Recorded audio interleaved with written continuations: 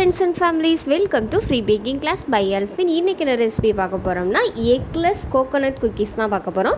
இந்த ரெசிபி செய்கிறதுக்கு நம்மளுக்கு குறைவான பொருட்களும் குறைவான டைம்லேயும் நம்ம செஞ்சு முடிச்சிடலாம். அது மட்டும் இல்லாமல் இது வந்து ஒரு டெலிஷியஸான ஃபுட்டாக இருக்கும்.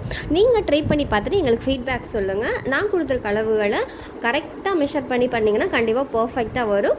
வீடியோவை முழுசாக ஸ்கிப் பண்ண பாருங்கள். நீங்கள் ஃப்ரீயாகவே பேக்கிங் கற்றுக்கணுமா, இல்லை பேக்கிங் பற்றின ஏதாவது தகவல் தேவைப்படுதா, நீங்கள் ஃப்ரீயாகவே பேக்கிங் கற்றுக்க எங்களுடைய சேனல் ஜஸ்ட் சப்ஸ்கிரைப் மட்டும் பண்ணுங்கள். இதுக்கு நீங்கள் எந்த ஒரு ஃபீஸும் கட்ட தேவையில்லை, எந்த ஒரு எஜுகேஷன் குவாலிஃபிகேஷனும் தேவையில்லை. ஜஸ்ட்டு சப்ஸ்கிரைப் மட்டும் பண்ணுங்கள். நாங்கள் உங்களுக்கு ஃப்ரீயாகவே பேக்கிங்ஸ் கற்றுக் கொடுக்குறோம். எங்களுடைய சேனல் உங்களுக்கு பிடிச்சிருந்துச்சுன்னா லைக் பண்ணுங்கள், ஷேர் பண்ணுங்கள், கமெண்ட் பண்ணுங்கள், சப்ஸ்கிரைப் பண்ணுங்கள். பக்கத்தில் இருக்க பெல் ஐக்கானை கிளிக் பண்ணுங்கள். அப்போ தான் நாங்கள் போடுற வீடியோஸ் எல்லாம் உங்களுக்கு நோட்டிஃபிகேஷனாக வரும். Thank you for all. வாங்க வீடியோக்குள்ளே போகலாம். ஃபஸ்ட்டு ஓடிஜியை டைமரை 10 மினிட்ஸ்க்கு ஆன் பண்ணிவிட்டு டாப் அண்ட் பாட்டம் ராட் செக்ஷனை ஆன் பண்ணிவிட்டு 170 டிகிரி 170 டிகிரியில் ப்ரீ ஹீட் ஆன் பண்ணிக்கிட்டு அதுக்கப்புறமா நான் வந்து பேக்கிங் ட்ரே இருக்குல்ல அதை எடுத்துக்கிறேன். அதில் எதுவும் ஆயில் எதுவுமே தடவலை. அது மேலே வந்து ஜஸ்ட் ஒரு பட்டர் பேப்பர் மட்டும் போட்டு எடுத்து வச்சுக்கிறேன். இப்போ ஒரு ட்ரையான பவுல் எடுத்துக்கலாம். இந்த பவுலில் பார்த்திங்கன்னா 2 டேபிள் ஸ்பூன் அளவு, அதாவது அன்சால்ட்டு பட்டர் வந்து 30 கிராம் அளவு எடுத்துருக்கேன். நீங்கள் சால்ட்டட் பட்டர் யூஸ் பண்ணுறீங்கன்னா இந்த டிஷ்ஷுக்கு சேர்க்குற உப்போட அளவுலேருந்து பாதி அளவு எடுத்துக்கோங்க. ஒருவேளை நீங்கள் சால்ட்டட் இல்லாமல் அன்சால்ட்டு உப்பு இல்லாத பட்டர் எடுக்கிறீங்கன்னா நான் கொடுத்துருக்க அளவுகளை யூஸ் பண்ணலாம். ஒருவேளை நீங்கள் சால்ட்டு பட்டர் எடுத்து நான் கொடுத்துருக்க அளவு உப்பு எடுத்தீங்கன்னா பிஸ்கட் வந்து கொஞ்சம் வந்து எப்படி சொல்கிறது, கறிக்கிறாப்பில் இருக்கும்.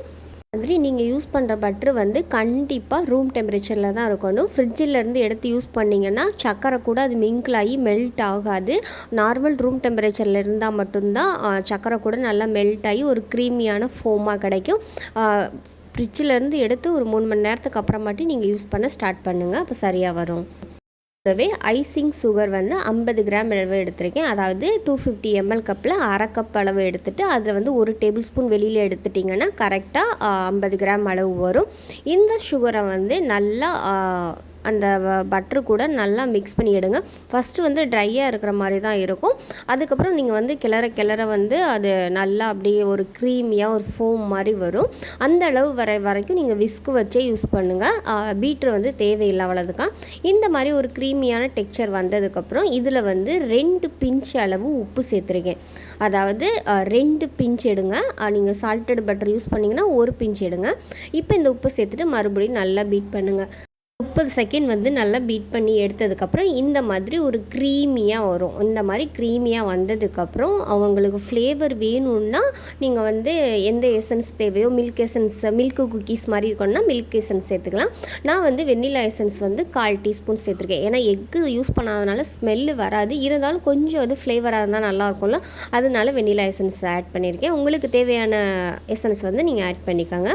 இது கூடவே டெசிகேட்டட் கோகோனட்னு சொல்லுவாங்களா, அதாவது உலர்த்தப்பட்ட தேங்காய் துருவல். இது வந்து பேக்கிங் ரா மெட்டீரியல் ஷாப்லேயும் கிடைக்குது, ஆன்லைன்லேயும் கிடைக்குது. தேவைப்படுறவங்களுக்கு லிங்க் வந்து டிஸ்கிரிப்ஷனில் கொடுக்குறேன். இது வந்து 1 kg இருக்கும். நம்ம வாங்கி வச்சுட்டு ட்ரையான பிளேஸில் தான் யூஸ் பண்ணணும். இந்த தேங்காய் துருவல் எப்படி செய்கிறதுன்னு நம்ம ஹனி கேக் வீடியோவில் வந்து வீட்டில் எப்படி செய்கிறதுன்னு போட்டிருக்கேன். தேவைப்படுறவங்க டிஸ்கிரிப்ஷன் பாக்ஸில் லிங்க் கொடுக்குறேன், பார்த்து தெரிஞ்சுக்கோங்க. இப்போ இந்த டெசிகேட்டட் கோகோனட் வந்து அரை கப் 250 ml கப்பில் அரை கப் அளவு எடுத்திருக்கேன். இந்த டெசிகேட்டட் கோகோனட்டை இந்த பட்டரு கூட சேர்த்து நல்லா மிக்ஸ் பண்ணிக்கலாம். அது கூடவே ஒரு சல்லடை வச்சுட்டு கரெக்டாக அரை கப் அளவு மைதா, அதாவது 250 ml கப்பில் அரை கப்பு, 1/4 டீஸ்பூன் அளவு பேக்கிங் பவுடர் சேர்த்துருக்கேன். ரெண்டையும் சேர்த்துட்டு நல்லா சல்லடையில் சலித்து எடுத்துக்கோங்க. சலித்ததுக்கப்புறமா லைட்டாக எல்லாம் ஒன்று சேர்கிற அளவுக்கு இந்த விஸ்கை வச்சு நீங்கள் லைட்டாக மிக்ஸ் பண்ணி எடுத்துக்கோங்க. கொஞ்சம் வந்து ட்ரையாக தான் இருக்கும். அந்த ட்ரை ஆகுறதுக்கு வந்து நம்ம வந்து மில்க்கு சேர்க்கணும். ஆனால் ஃபஸ்ட்டு எடுத்தோடனே மில்க்கு சேர்க்க வேணாம். இந்த மாதிரி எல்லாத்தையும் ஓரளவுக்கு கலந்து எடுத்ததுக்கப்புறம் நம்ம மில்க்கு சேர்க்கலாம்.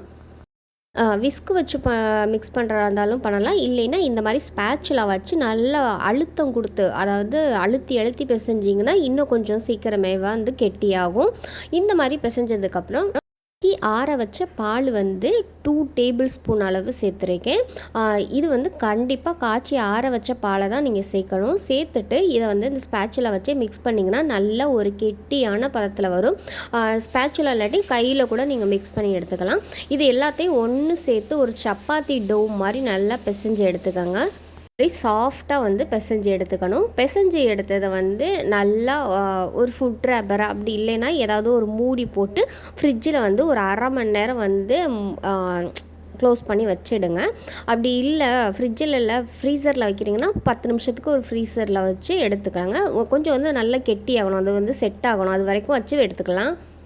ஃப்ரிட்ஜில் வந்து 10 நிமிஷம் வச்சு ஆனால் ஃப்ரீசரில் வந்து 10 நிமிஷம் வச்சு எடுத்துகிட்டு இப்போ பாருங்கள் கொஞ்சம் ஹார்டாக இருக்குது. இப்போ இந்த ஹார்டாக இருக்கிறதே நம்ம வந்து பிஸ்கட் ஷேப்பில் வந்து எடுத்துக்கலாம்.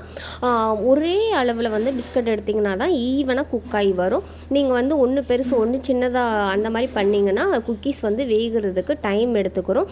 அதே மாதிரி ஒன்று வந்து கருகீரும், ஒன்று வந்து வேகாமல் இருக்கும். அந்த மாதிரி இந்த மாதிரி அதாவது அந்த பிளவாக இருக்குல்ல, அந்த மாதிரி எதுவும் இல்லாத மாதிரி நீங்கள் நல்லா ஒரு ஷேப்பில் வந்து தட்டி எடுத்துக்கோங்க. உங்களுக்கு குக்கி கட்டர் இருந்தால் கூட அதில் என்ன மாதிரி ஷேப் வேணுமோ அந்த மாதிரி நீங்கள் தட்டி எடுத்துக்கலாம். தட்டி எடுத்ததுக்கப்புறம் இந்த மாதிரி தேங்காய் துருவல், அதாவது டெசிகேட்டட் கோகோனட் இருக்குல்ல, அதில் வந்து இந்த குக்கீஸை வந்து டிப் பண்ணி எடுக்கணும். அப்போ வந்து இன்னுமே க்ரன்ச்சியாக சூப்பராக இருக்கும். இந்த மாதிரி டிப் பண்ணிவிட்டு நம்ம ரெடி பண்ணி வச்சுருக்க குக்கிங் ட்ரேயில் வந்து நம்ம ப்ளேஸ் பண்ணி எடுத்துக்கலாம். ஒவ்வொரு குக்கியையும் நான் உருட்டி தேங்காயில் வந்து டிப் பண்ணிவிட்டு நான் ப்ளேஸ் பண்ணிக்கிறேன். எனக்கு டோட்டலாக பார்த்திங்கன்னா 12 குக்கீஸ் வந்துருந்துச்சு. நான் வந்து ஒரு மீடியம் சைஸில் பண்ணியிருந்தேன். ஏன்னா இதில் வந்து பேக்கிங் பவுடர் ஆட் பண்ணியிருக்கனால இந்த குக்கி வந்து வேகும்போது இதை விட கொஞ்சம் டபுள் ஆகும். அதனால எனக்கு அந்த சைஸ் வந்து கரெக்டாக இருக்கும். அதனால் நீங்கள் ஷேப் செய்யும்போது கரெக்டாக பார்த்துக்கோங்க. இப்போ இந்த 12 குக்கீஸையும் கொஞ்சம் இடைவெளி விட்டு வச்சுக்கோங்க. இப்போ இந்த குக்கீஸ் எல்லாத்தையும் நம்ம ஓடிஜியில் வச்சிடலாம். இல்லை சென்ட்ரு ரேக் இருக்குல்ல, அதில் வச்சுட்டு டைமரை வந்து 15லேருந்து 17 நிமிஷம் அந்த கேப்பில் வச்சுக்கோங்க. அதுக்கப்புறமா top and bottom rod on பண்ணிவிட்டு 170 டிகிரியில் கரெக்டாக வேகணும். ஒருவேளை உங்களுக்கு அந்த நாஃப் வந்து கரெக்டாக செட் பண்ண எனக்கு தெரியலை அப்படின்னா, எப்போ நீங்கள் அடித்து நீங்கள் வந்து ஓடிஜிக்குள்ளேயோ அல்லது குக்கர்லேயோ வைக்கிறீங்கனாலும் அந்த டைமில் வந்து உங்கள் ஃபோனில் அலாரம் வச்சுக்கோங்க. இத்தனை நிமிஷம் பேக் பண்ணதுக்கப்புறம் அலாரம் அடிக்கணும். அந்த மாதிரி அப்போ வந்து கரெக்டாக வரும். குக்கியை வந்து வெளியில் எடுக்கும்போது லைட்டாக உள்ளே சாஃப்டாக இருக்க மாதிரி தான் இருக்கும். ஐயோ வேகலைன்னு சொல்லிட்டு நீங்கள் உள்ளே வச்சுருக்கக்கூடாது. வெளியில் எடுத்து ஆற வைக்கும்போது அதுக்கப்புறம் கிறிஸ்பி ஆயிரும். அதனால கரெக்டாக வந்து எந்த டைம் செட் பண்ணுறீங்களோ அந்த டைம்லேயே வெளியில் எடுத்துருங்க. இப்போ எனக்கு வந்து குக்கி வேகிறதுக்கு 17 நிமிஷம் ஆணுச்சு. கீழே பாருங்கள் அடியில் லைட்டாக ப்ரௌன் ஆகிருக்கு. ஆனால் இதுவே டார்க்காக கருப்பாக இருந்துச்சுன்னா கரிஞ்சிரும். அதனால தான் நம்ம குறைவான தீயில் வந்து வேக வச்சு எடுக்கிறோம். இப்போ குக்கி பேனை வந்து வெளியில் எடுத்துட்டு அந்த சூடுலேயே வச்சுருக்கக்கூடாது. குக்கி வந்து ஹார்டாயிரும். அதை வந்து இன்னொரு பிளேட்டில் வந்து ட்ரான்ஸ்ஃபர் பண்ணி நல்லா வந்து கூல் டவுன் ஆக விட்டுருங்க. அதாவது சூடு ஆறட்டும். சூடு ஆறினதுக்கப்புறம் ஒரு ஏர் டைட்டான பாக்ஸில் போட்டு நம்ம ஸ்டோரேஜ் பண்ணிக்கலாம். மிடில் ரேக்கில் வந்து நம்ம நடுவில் வைக்க சொல்கிறோம் அப்படின்னா மேலே இருந்தும் கீழே இருந்தும் சூடு வந்து ஈவனாக வரும். இன்னும் ஒருவேளை நீங்கள் கீழ் ராடு இருக்குல்ல, அதை ஒட்டி நீங்கள் வச்சிங்கன்னா கீழே வந்து சீக்கிரமே கரிஞ்சிரும். மேலே வந்து ஆனால் சாஃப்டாக இருக்க மாதிரி இருக்கும். அதுவே மேல் ராடை ஒட்டி நீங்கள் வந்து அந்த ட்ரையை வச்சிங்கன்னா மேல் ராடு வந்து சீக்கிரமே குக் ஆயிரும், கீழே வந்து குக் ஆகாது. அதனால சென்டரில் வச்சிங்கன்னா கரெக்டாக உங்களுக்கு குக் ஆகி கிடைக்கும். இது வந்து செய்கிறது ரொம்பவே ஈஸி. அதே மாதிரி இன்க்ரீடியண்ட்டும் ரொம்பவே கம்மி. அதனால் இந்த ரெசிபியை நீங்கள் ட்ரை பண்ணி பார்த்துட்டு எனக்கு ஃபீட்பேக் சொல்லுங்கள். எங்களுடைய சேனல் உங்களுக்கு பிடிச்சிருந்துச்சுன்னா லைக் பண்ணுங்கள், ஷேர் பண்ணுங்கள், கமெண்ட் பண்ணுங்கள், சப்ஸ்கிரைப் பண்ணுங்கள். Thank you for all.